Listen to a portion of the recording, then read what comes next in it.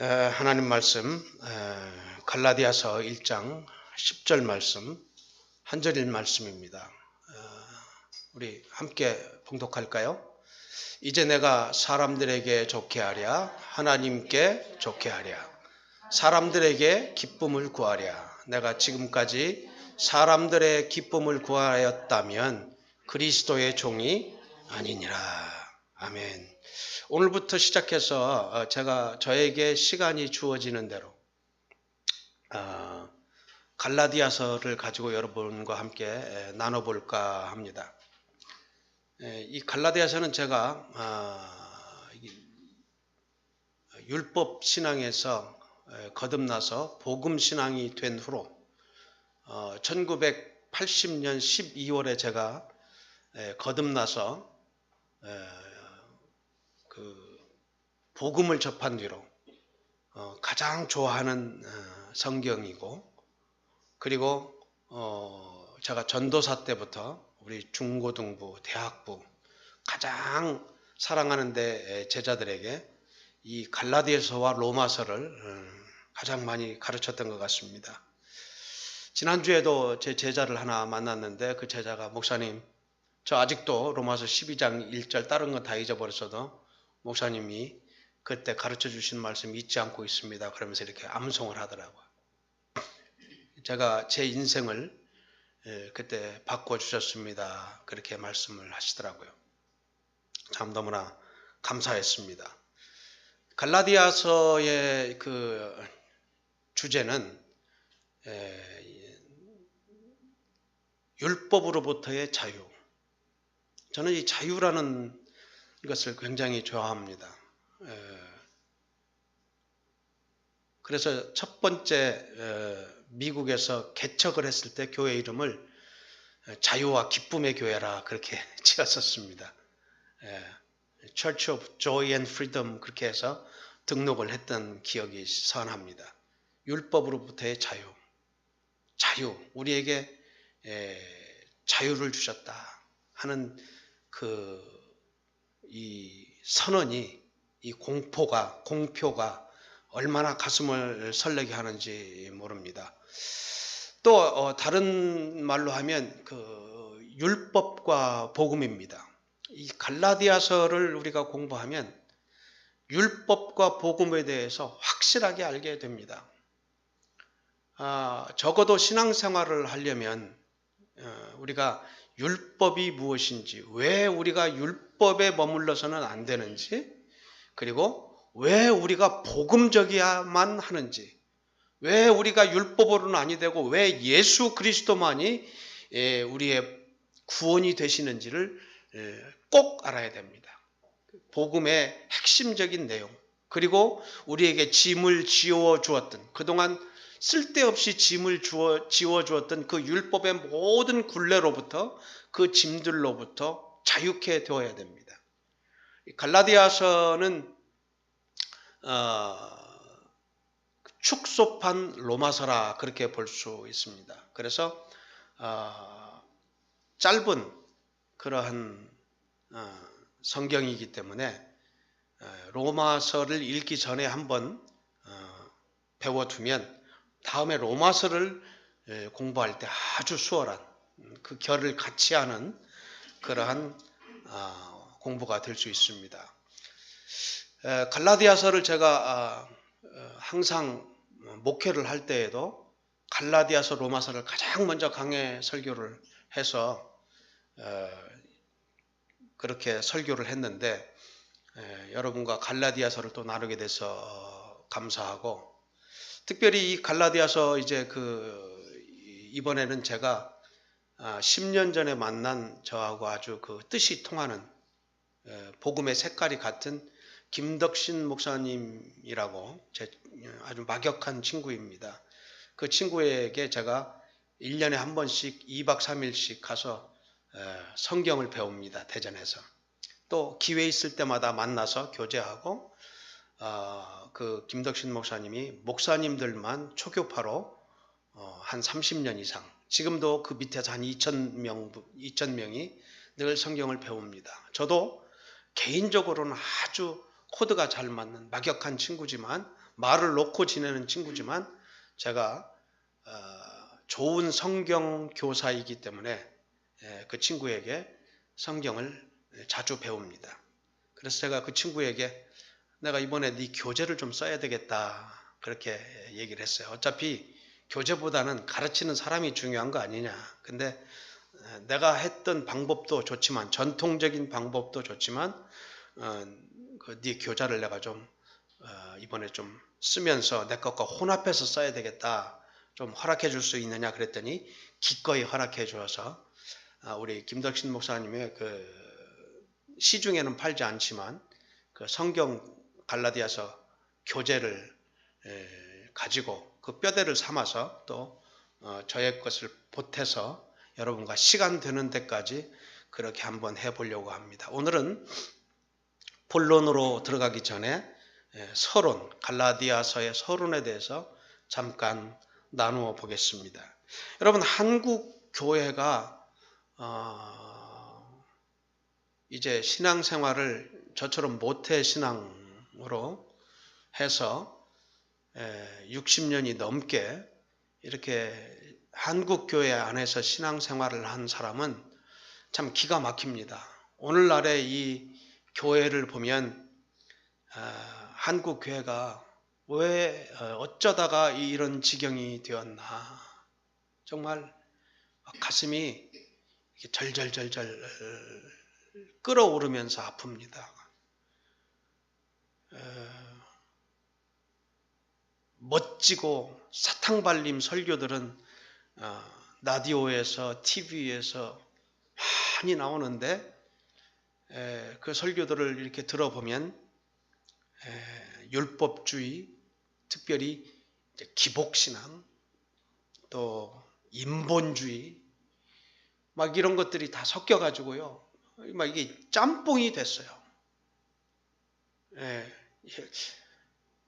여러분은 잘 느끼실는지 모르겠지만 저는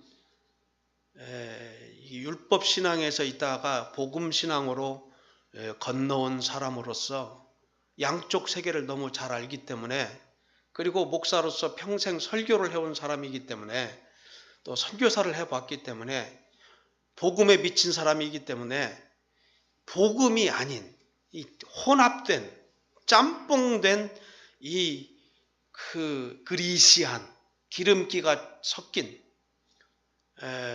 제대로 되어 있지 않은 이러한 건강하지 못한 설교들을 들을 때마다, 이 겉만 번지르르한 그러한 설교를 들을 때마다 얼마나 가슴이 아픈지 모릅니다. 갈라디아서를 보면서 오늘날 한국교회가 갈라디아서를 썼던 그때의 갈라디아 교회보다 훨씬 더 타락했다라고 볼 수밖에 없습니다.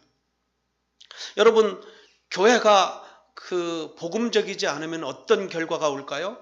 요즘 우리 탕목사님이 빛과 소금에 대해서 계속 강해 설교를 하고 있는데, 빛과 소금이 그 맛을 잃어버리면 어떤 결과가 옵니까? 땅에 버리워지고 사람들이 밟고 지나갑니다. 그러니까 영향력이 없는 교회가 되어요. 영향력이 없는 교회. 세상으로부터 무시당하는 교회가 됩니다. 교회가 비판받습니다. 교회가 비판을 받는다, 세상으로부터. 여러분, 우리 그리스도교, 크리스찬의 도덕률은 유교보다, 우리가 전통적으로 내려오는 유교보다 100배, 1000배, 1000만 배 더 높습니다.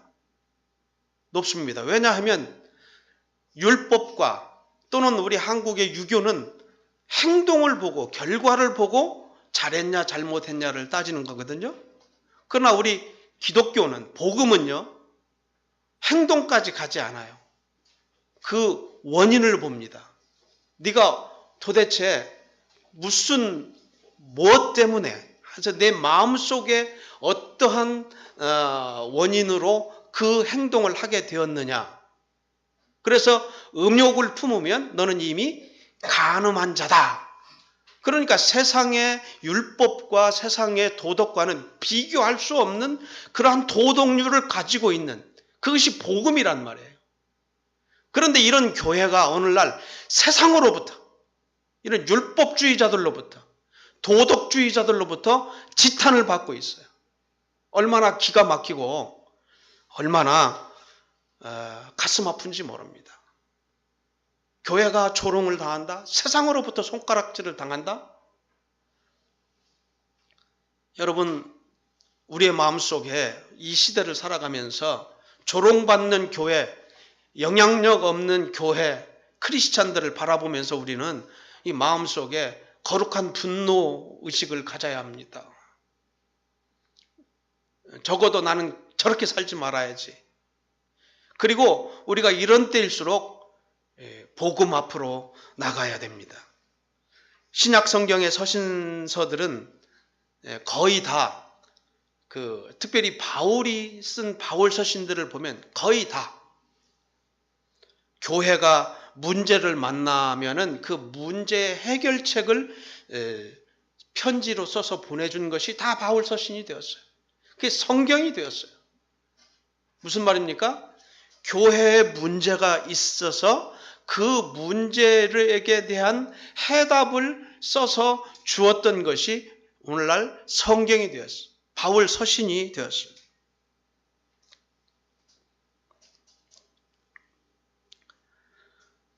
사도 바울이 고린도서를 썼습니다. 고린도전서, 고린도후서를 쓰면서 고린도 교회에 이렇게 말합니다. 너희 교인 중에 서모와 간통한 자가 있다고 하니. 여러분, 고린도 교회에 보낸 바울 서신을 보면 정말 기가 막힙니다. 우상의 문제, 음행의 문제, 오만 잡다한 종합 선물 세트 같은 그런 고린도 교회의 그 문제들을 보고 바울이 그래서는 안 된다 얘들아. 내가 너희를 위하여 눈물을 흘리며 너희를 가르치던 그때의 복음으로 다시 돌아가야 된다 라면서 다시 복음을 고린도 교회에 설명한 것이 고린도 전서가 되었고 그리고 고린도 후서가 된 것입니다. 교회가 문제를 만나면은 그 교회의 문제는 어디서부터 오는 것입니까? 복음을 잃어버릴 때부터 오는 것입니다. 복음이 변질될 때부터 오는 것입니다. 복음이 변질될 때부터. 우리는 자꾸 문제를 다른 데서 찾으려고 그래.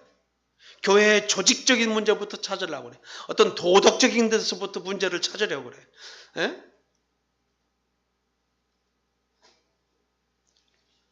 그러나 교회의 모든 문제는 사도 바울이 교회에 문제가 생기자 복음을 다시 설명했던 것처럼 오늘날 우리 한국 교회 문제뿐이 아니라 모든 세계에 있는 모든 교회의 문제는 다 복음이 변질되었기 때문에, 믹스되었기 때문에, 사람의 말과 사람의 교훈과 믹스되었기 때문에 그래서 오늘날 교회가 이렇게 타락한 거예요. 갈라디아서의 문제가 그렇습니다. 갈라디아서 3장에 이제 앞으로 살펴보겠지만 어리석도다 갈라디아 사람들아. 너희가 어찌 그리 쉽게 복음으로부터 변질될 수 있느냐라고 사도 바울이 강력하게 꾸짖습니다. 어리석도다 갈라디아 사람들아. 갈라디아 교회는 거짓 교사들이 들어왔습니다. 사도 바울이 눈물로 개척하여 가르치고 일구어 놓은 건강하고 아름다운 복음적인 교회 갈라디아 교회들에 거짓 교사들이 들어와서 말하기를 바울이 이야기한 가르쳐준 복음 맞아. 틀리다고 하지 않습니다. 틀리다고 하면 아마 그 거짓 교사들은 그 갈라디아 교회에 들어오지 못했을 것입니다. 맞아. 그런데 바울이 차마 너희들에게 가르치지 못한 게 있어. 바울이 전한 복음, 예수, 십자가 다 맞아. 그렇지만 바울이 놓친 것이 하나 있는데 그것은 율법도 너희들이 지켜야 된다. 복음을 받았으면 율법도 지켜야 돼. 할례도 받아야 돼. 라고 가르치기 시작했는데 이 율법을 지켜야 된다고 본래 복음에다가 율법을 갖다 얹혀놓은 이 한 가지 이 혼합주의가 갈라디아 교회를 그냥 금방 썩게 만들었습니다. 완전히 무너지게 만들었습니다. 교회가 무너지는 건요 순식간이에요. 순식간이에요. 신천지 교인들이 마음먹고 서너 명만 조그만한 교회 100명 교회 50명 교회 들어오면요 그 몇 달 안에 넘어가요. 수단 방법 안 가리고 하면 교회가 이게 뭐야, 목사가 은혜가 없네, 열심을 내야지. 그래서 막 열심으로 그 사람들이 하고 나중에 이제 확 뒤집으면 홀랑 넘어가요. 그런 교회가 많이 있어요. 지금까지 넘어간 교회. 왜 그런 결과가 올까요? 교회들이 왜 그 복음을 몰라서일까요? 예, 복음을 확실히 몰라서 그래요. 복음을 알기는 알아요. 그런데 복음을 확실히 알지 못하기 때문에. 그래서 교회가 넘어가게 되는 것입니다. 교인들이 타락하게 되는 거예요. 교회가 변질되기 시작하는 겁니다. 교회가 타락하게 되는 거예요. 복음이 없어서가 아니라 복음이 다른 것과 섞여서 변질되었기 때문에 오늘날의 이 교회가 이렇게 타락한 교회가 되었다는 거예요. 그것이 갈라디아 교회의 문제였고 오늘날 한국 교회의 문제였고 그것을 다시 축소시키면 저와 여러분의 문제예요. 여러분도 이 안에 교회지 않습니까? 성령이 거하시는 전인 줄 너희가 알지 못하느냐? 우리 안이 제1차 성전이 되는 것입니다. 우리 가정이 그 다음 2차 성전이 되고 여기 이 뉴젠 교회가 제3차 성전이에요. 제일 중요한 성전이 여기 있는 것입니다. 여기에서 예배가 이루어지지 않는데 무슨 여기 와서 일주일에 한 번 예배 드린다고 예배가 되는 겁니까? 일주일 내내 예배하지 않다가? 예배자로 살지 않다가? 어리석은 이야기입니다. 힘든 이야기입니다. 가정에서 예배가 이루어지지 않고 부부가 존중하지 않고 존경하지 않고 아이들을 존경해 주지 않고 하나님의 말씀이 사라진 채로 사는 그러한 가정에서 살다가 주일날 와서 양복 입고 그리고 예배하면 그게 진정한 예배가 되겠습니까? 항상 자기 안에서부터 제1성전 그 다음이 제일 중요한 게 가정교회예요. 2성전. 그리고 지금 여기 보이는 우리가 모인 이 콩그리게이션, 이 회중이 그리고 3차 성전이 되는 것입니다. 여러분 내 안에서 실패하면 신앙이 안 돼요. 자꾸 교회 의존적인 그러한 교회가 돼버렸어요. 목사님들이 자꾸 성도들을 교회 안으로 불러들여서 교회 안에서 모든 걸 해결하려고 그래. 교회 안으로 성도들이 들어와서 교회에서 성숙해서 세상에 나가서 정말 승리하는 삶을 살아내야 되는 거잖아요. 그게 교회의 사명이잖아요. 그게 교회가 존재하는 목적이잖아요. 그런데 목사 편의주의적인, 목회 편의주의적인, 그래서 자꾸 일주일에 3일, 4일을 교회로 불러들여서 교회 안에서 자꾸 모든 걸 해결하려고 그래요. 3차 성전이 모든 것을 대체하려고 그래요. 여러분 아무리 제자교육을 시켜도요. 제1차 성전이 무너지면 그 제자교육은 되지를 않습니다. 되지를 않아요. 교회에서 헌신하는 사람, 봉사 잘하는 사람을 장로 뽑으면 안 됩니다. 장로 뽑기 전에 그 사람의 가정생활이 어떠한지를 봐야 돼요. 그 사람의 2차 성전은 어떤지. 왜 1차 성전은 볼 수가 없으니까. 그 속마음을 볼 수가 없으니까. 그 모티브를 볼 수 없어요. 모티베이션을. 저 사람이 도대체 무슨 마음을 먹고 저렇게 봉사하는지 우리는 알 수가 없어요. 그렇지만 쉽게 우리가 볼 수 있는 건 그 사람의 가정생활입니다. 그 사람의 사회생활입니다. 그 사람의 가정생활이 건강한가? 그 사람의 사회생활이 깨끗한가? 그걸 보면 그 사람의 신앙을 훨씬 쉽게 우리가 들여다볼 수 있습니다. 사회에서 깨끗한 사람, 가정에서 존경받는 남편, 가정에서 존경받는 아내, 그런 사람을 장로 세우고 권사를 세워야 되는데 교회 와서 성가대 봉사하고 주차 관리하고 뭐 얼굴 많이 보이고 헌금 좀 하고 봉사하면 세운다?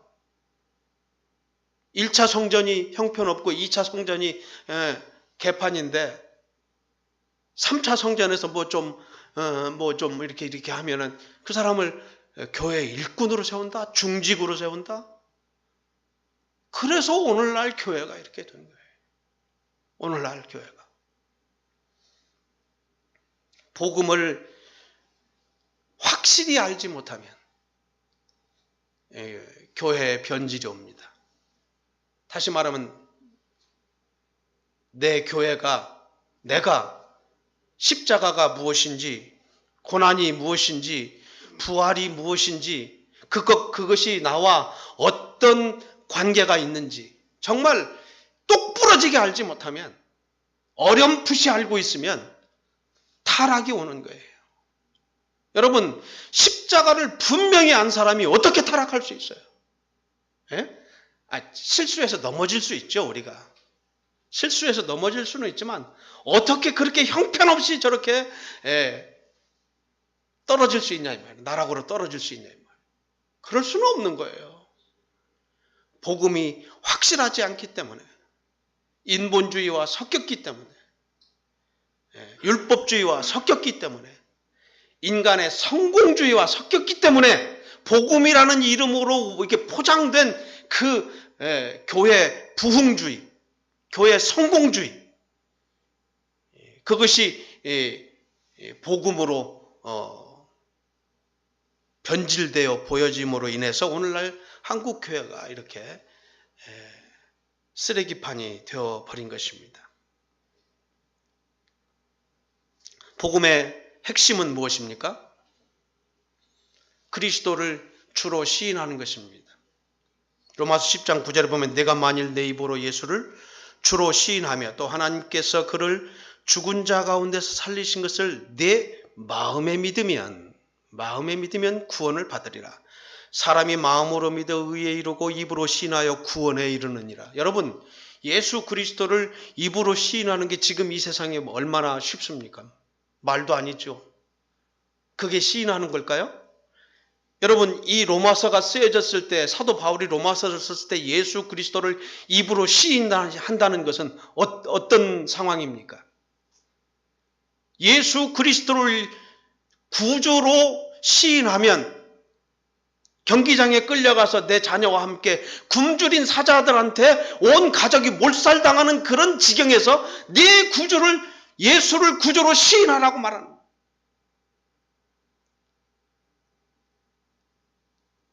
그때 쓰여진 로마서가 로마에 있는 성도들에게 쓰여진 거예요. 예수 그리스도를 구주로 마음으로 믿어 내 입으로 시인하라는 거예요.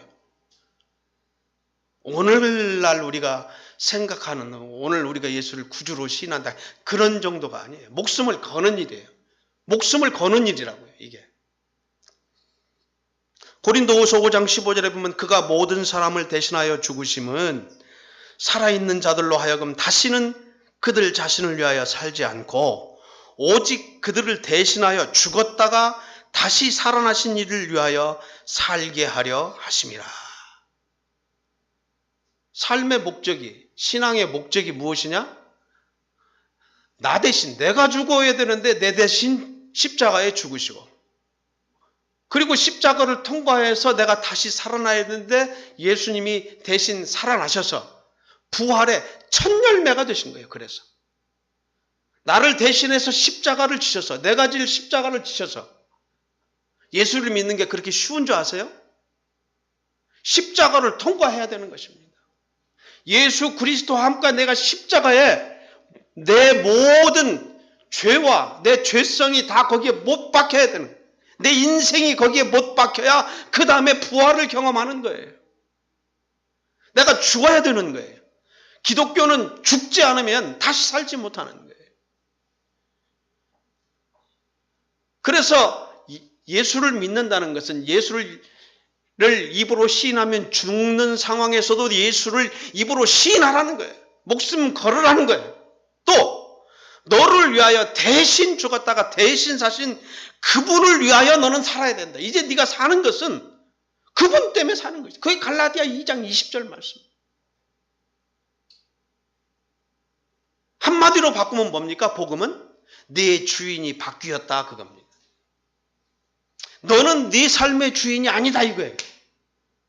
그런데 오늘날 교회는 이 복음을 전하지 않아요. 왜? 싫어하니까. 이제 다음 시간부터 제가 집중적으로 말씀드리겠습니다만은 그런 말씀을 전하면 싫어해요. 왜?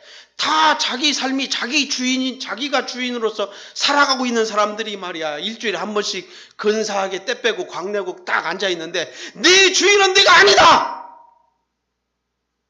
예수 그리스도가 네 주인이다. 넌 예수만 위해서 살아야 된다. 그러면 싫어한다니까요. 그래서 바뀐 거예요. 그런 것들을 말을 하되 그냥 들어도 아무 감동이 없게 슬쩍 하고 지나가는 거예요. 하지도 않거니와.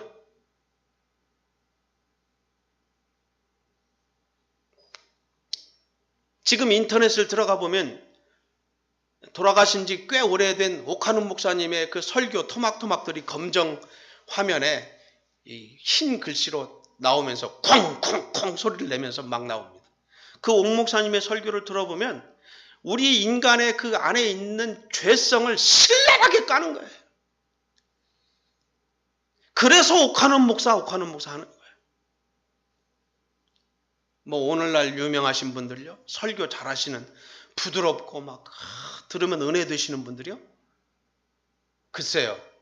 그분들이 돌아가시고 나도 그 설교들이 계속 그렇게 회자되고 살아있을 때보다 더 많은 동영상들이 인터넷에 올라올까요? 천만의 말씀이라고 난 생각합니다. 하나님의 말씀이 어제나 오늘이나 영원히 내일도 동일하여 그 위력을 잃지 않기 때문에 하나님의 말씀을 전했기 때문에 그 말씀이 지속되는 거지. 목사가 뭐 이것저것 섞어서 뭐 부드러운 말로 멋진 말로 그렇게 뭐 한 설교들이 뭐 20년 갈 줄 압니까? 30년 갈 줄 압니까? 천만의 말씀입니다. 천만의 말씀입니다. 그런 설교를 듣고 있으면 시간이 아까워. 여러분 어떤 가게가 주인이 바뀌었어요. 그래서 그 주인이 바뀐 가게에 들어가면 인테리어도 다 바뀌고 그 사람이 팔던 빵 맛도 바뀌고 커피 맛도 바뀌고 모든 것이 다 바뀌어요. 주인 한 사람 바뀌었는데 옛날에 팔던 그 사람의 커피 맛이 아니에요. 옛날에 했던 인테리어가 아니에요. 모든 것이 다 바뀐 거예요. 주인이 바뀌면 그 외의 모든 것은 다 바뀌는 거예요. 예수를 믿는다는 것은 주인이 바뀌었다는 거예요. 내 이 모든 생활 습관들, 내가 생각하는 이 모든 이 생각들, 내가 살아가던 방법들, 내가 돈 쓰고 사는 그 돈 쓰는 방법들, 내가 귀중하게 여기고 1번에 놓았던 것들이 10번으로 떨어지고 내가 7번, 8번에 놨던 것이 1번으로 올라가는 이런 대변혁이 있어야 이게 복음을 받아들였다는 거예요. 이게 주인이 바뀌었다는 것입니다. 주인을 바꾸지 않은 채 교회에서 자꾸 신앙생활을 교회 안에서만 이 눈에 보이는 교회 안에서만 자꾸 신앙생활을 때우려고 하다 보니까 교회가 이렇게 타락한 것입니다. 한국교회가 되어버린 거예요. 오늘날의 한국교회가 되어버린 거예요. 다 그렇다는 건 아니에요. 그러나 옛날을 생각해보면 우리 옛날을 생각해보면 30년 전 40년 전을 생각해보면요. 한국교회 깨끗했습니다. 그 바닥에서 한국교회는 부흥했습니다. 뭐 훌륭한 목사가 있어서 막 부흥사가 있어서 부흥한 줄 압니까? 천만의 말씀입니다. 바닥이 깨끗했어요. 바닥이 깨끗했어요. 순진했어요. 주인이 바뀌면 바뀐 주인을 따라 헌신했단 말이에요. 그래서 한국교회가 그 바탕 위에서, 그 희생과 헌신과 그 바탕 위에서, 그 순수한 신앙 위에서 부흥했던 것입니다. 요즘에는 안 되는 부흥을 억지로 하려다 보니까 자꾸 뭐 이상한 방법들이 나와요. 인간적인 방법들이 나와요. 세상도 하는 방법을 교회에서 자꾸 쓰는 거예요. 교회는 그렇게 부흥하면 안 됩니다. 교회는 정확한 복음이 들려지고 내가 싫어하는 그러한 복음이 전달돼서 내 가슴이 깨어질 때, 내 주인이 바뀌어질 때, 회개가 일어날 때, 그때 비로소 교회는 부흥하는 것이지. 자꾸 이렇게 하니까 교회가 부흥되더라. 이걸로 이 제자 공부를 하니까 부흥되더라. 이렇게 가정교회를 하니까 부흥되더라. 이건 인간적인 방법이에요. 네. 인간적인 방법이에요. 영적 타락이란 무엇이냐? 주인이 바뀌었는데도 불구하고 내가 옛날 그대로 사는 거예요. 주인이 바뀌기 전에 있는 그 모습대로 사는 것이 영적 타락이에요. 여러분, 이렇게 말씀드리는 저는 그러면 제대로 살고 있느냐? 여러분, 이 설교자의 가장 큰 딜레마는요, 말은 잘하면서, 바른 말을 하면서, 복음을 가르치면서도 나도 그 복음대로 살지 못한다는 게 이게 가장 큰 딜레마예요. 여러분, 제가 복음대로 사는 사람 같으세요? 복음대로 살려고 애를 쓰고 때로는 손해를 자처하며 살기는 살아도 그래도 아직 멀었어요. 그렇게 살았어도 아직 멀었어요. 제가 그렇게 살기 때문에 여러분 그렇게 살으라고 말할 수는 없어요. 그게 설교자의 딜레마예요. 그러나 설교자의 제1청중은 저 자신이에요. 그래서 저에게 하는 이야기고 동시에 여러분에게 하는 이야기예요. 그래서 우리가 설교를 할 수 있는 거예요. 아멘입니까? 네. 너무 설교자에게 완벽한 삶을, 인격을 그렇게 기대하지 마세요. 없어요. 나 우리 탁 목사님 설교가 너무 좋아가지고 여러분이 탁 목사님한테 너무 그렇게 완벽한 인격을 기대할까봐 조금 아니거든. 아니야. 탁 목사님의 글을 봐요. 야, 어디서 도대체 저런, 정말. 그런데 그러면 그렇게 살까? 살려고 노력하겠지. 그런데 멋지고 좋은, 정말 그러한 설교를 하고 글을 쓸 때마다 느끼는 딜레마는요, 여러분, 이건 설교자가 아니면 할 수 없어요. 여러분이 목사가 그렇게 살지 못할 때 도와주셔야 돼요. 도와주셔야 돼요. 목사를 봐주셔야 돼요. 목사를 키워주셔야 돼요. 네. 복음의 본질은 주인이 바뀌었다는 것입니다. 율법에서 나는 죽고 율법과 함께 나를 십자가에 못 박는다는 말이 이제 갈라디아서에 드디어 등장합니다. 율법을 가지고는 절대로 구원받을 수 없기 때문에 내 자신의 노력과 의로는 절대로 구원받을 수 없기 때문에 이 의라는 게 큰 함정입니다. 우리는 하나님의 의로 구원받지 절대로 인간의 의, 내 의로는 구원받을 수 없어요. 옳고 그름을 따지는 사람은 피곤해요. 율법의 기능이에요. 그게 율법의 기능. 예, 율법은 옳게 살지 못하면 사형이에요. 돌을 던져 죽여야 돼요. 그러니까 집안에 가장이 또는 엄마가 율법주의잖아요. 온 집안이 피곤해요. 왜? 다 돌을 던져요. 여러분, 그러면 저는 그렇게 사나? 옳고 그름을 따져서는요, 해결되는 문제가 없더라고, 내가 살아보니까. 목회를 해보면서 나는 깨달았어요. 비로소 목회를 몇십 년 하고 나중에 깨달았어요. 50대 중반인데서 깨달았어요. 옳고 그른 것을 이렇게 따져가지고는 이게 뭐가 안 되는구나. 옳고 그름을 따져가지고는요, 우리의 삶이 뭐가 되질 않아요. 그래서 어디로 나가야 되느냐? 사랑으로 나가야 돼요. 사랑은 모든 것을 이기며 모든 걸 이겨요. 사랑이. 옳고 그름을 따지면 이길 것 같아요? 자, 좌파 정권이 우파 정권보다 훨씬 깨끗한 것 같죠? 그러면 이 정권이 천국이 됐습니까? 노동자의 천국이 되었습니까? 저는 약간 좌파 쪽인 사람이지만 정말 그런 건 없어요. 예. 얼마나 좀 덜 타락하냐. 도찐 개찐이에요. 옳고 그름을 따져서 세상이 더 나아진다? 가정이 더 나아진다? 아이들한테 막 옳고 그름을 지적해서 막 사납게 키운다? 저는 아이들을 그렇게 키운 것을 어렸을 때 굉장히 후회해요. 나중에는 잔소리 한마디 안 했어요. 근데 어렸을 때 그렇게 한 것을 약간 미안해해요. 사랑이 사람을 바꿔요. 옳고 그름을 따지고 회초리를 드는 아버지가 강력한 것 같죠? 천만의 말씀. 그걸 다 알면서도 야, 이 사람아, 내 새끼야 어쩌다 그랬어. 다시는 그러지 마 하고 따뜻한 밥 주면서 품어주는, 같이 눈물 흘리는 엄마의 사랑이 그걸 바꾸는 거예요. 가정을 바꾸고 교회를 바꾸고 사람을 바꿔내는 거예요. 그래서 사랑은 모든 것을 이기고 품고 승리하는 것입니다. 예수 그리스도의 사랑의 정점, 가장 정점은 십자가입니다. 나를 내어주는 것입니다. 그게 십자가예요.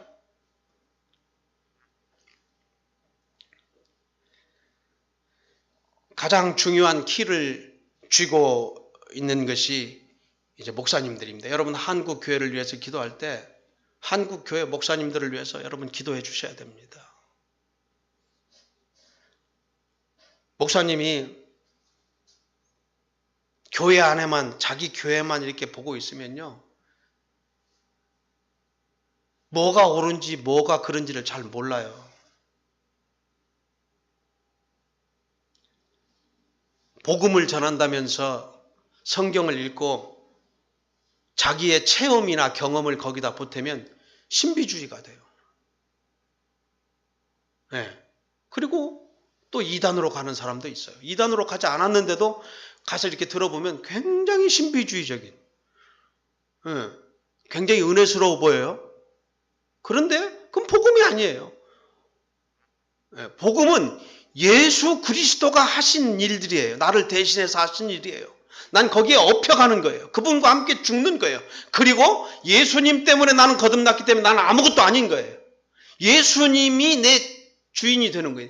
예수님이 내 자랑거리가 되는 거예요. 나는 배설물 같은 존재가 되는 건데 막 자기 자랑이 섞인, 경험담이 섞인, 간증이 섞인 게 은혜스러워 보이죠? 가짜예요, 가짜. 그것들을 먹고 자라면 교회가 타락하는 거예요. 인간의 말씀에, 하나님의 말씀에 인간의 전통을 더하면 전통주의가 되잖아요. 전통주의. 우리 교단, 우리 장자교단 뭐 이러면서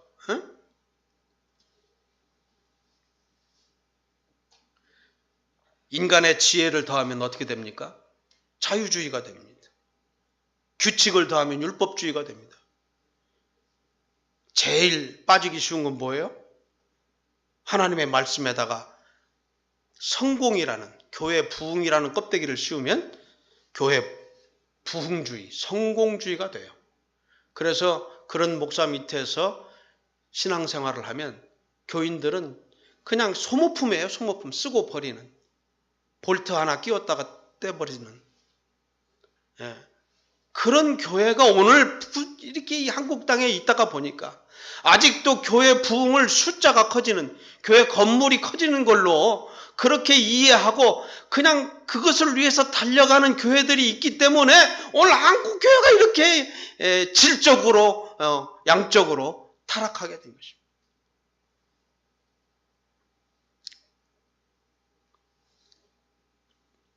이제 서론을 이제 이 정도로 하겠습니다.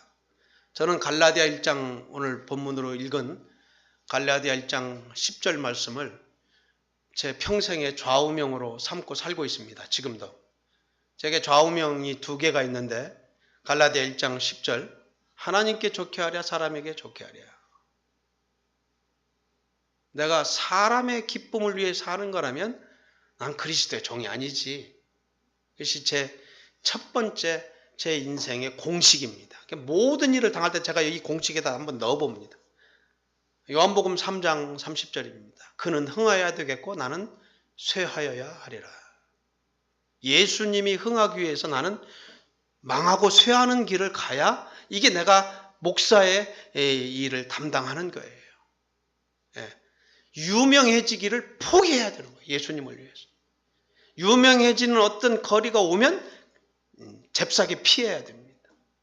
그래서 저는 선교사 때도 목사 때에도 TV에서 한번 찍읍시다 이런 요청들이 많았어요. 절대 단 한 번도 하지 않았습니다. 방송도 단 한 번도 타지 않았습니다. 기회가 많이 있었습니다. 변질됩니다. 내가 만약에 할례를 전하였더라면 어찌 핍박을 받았겠느냐. 갈라디아서 5장에 나오는 사도 바울의 고백입니다.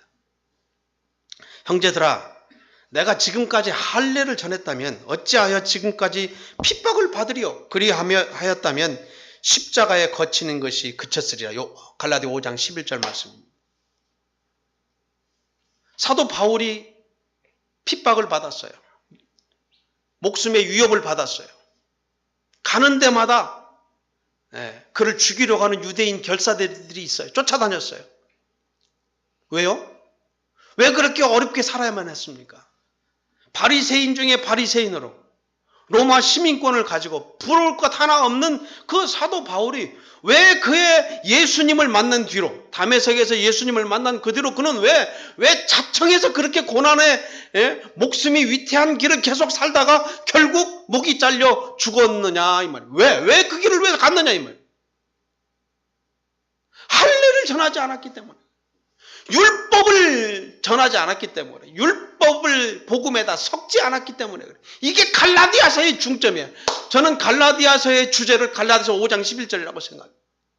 내가 할례를 전하지 않았기 때문에, 율법을 섞지 않았기 때문에 핍박을 받았다. 고난을 받았다. 자, 이 말씀을 가지고 오늘 갈라디아 1장 10절을 보십시오. 그러면 이해가 확실히 됩니다. 내가 사람에게 좋게 하랴 하나님께 좋게 하랴. 바로 그 뜻입니다. 이 갈라디아 1장 10절이. 하나님께 좋게 하겠느냐 사람에게 좋게 하겠느냐. 목사가요 누이 좋고 매부 좋은 길을 찾아가면 목회는 타락합니다. 그런 길은 이 목회에는 없어요. 있는가? 탕 목사님 있던가? 나는 없더라고. 누이 좋고 매부 좋은 길은 없어요. 하나님도 좋고 나도 좋은 길은 없더라고. 난 지금도 아직 못 찾았어요. 끊임없이 자기를 내려놓아야 돼요. 어느 순간에 어떤 결정하는 순간에서 이게 사람에게 좋은 일이냐, 나에게 좋은 일이냐, 하나님께 좋은 일이냐. 반드시 결단해야 돼요. 어떤 일이든지 결단해야 됩니다. 이게 나한테 좋은 일이냐 하나님께 좋은 일이냐 이걸 결단하지 않고 나에게도 좋고 하나님께도 좋은 길을 택했다? 그러면 타락하더라고요. 물어볼 거 없어요. 물어볼 거 없어요. 누이 좋고 매부 좋고 물 좋고 정자 좋은 곳은 복음의 삶에는 없습니다. 결단코 없습니다. 있으면 알려주세요. 제가 몇십 년을 살아봤는데 없더라고요. 저라고 왜 그 짓을 안 해봤겠습니까?